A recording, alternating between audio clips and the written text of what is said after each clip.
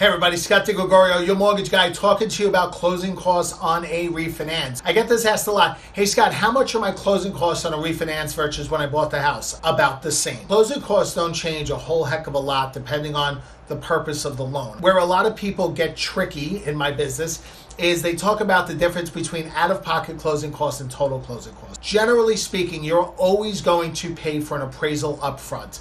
$450, $500-ish. On a refinance, the rest of those costs are rolled into the loan. Let's say you owe $200,000 on your current house. You want to roll in your closing costs. Maybe your new loan amount is for $204 or $208 or whatever the figure is. We have to make sure that we understand the pros and the cons of that. Also understand when you're financing in those closing costs, you're paying interest on those for many, many years, and that also has to be factored into the equation. What about the advertisements that you see where, hey, no closing costs? Listen, we could all do no closing cost loans, but here's the deal. Your interest rate's higher. If it sounds too good to be true, it is. There's no such thing as a no closing cost loan unless the interest rate's slightly higher. You got to understand most closing costs don't go to the bank. They go to things like title insurance, which is required, county fees, which is required, recording fees, which is required, often setting up escrows, which is required. These are required expenses. The money has to come from somewhere. So don't be tricked into that BS advertising. That's what I got for you on closing costs. If you have any questions, you want specific numbers, reach out to me.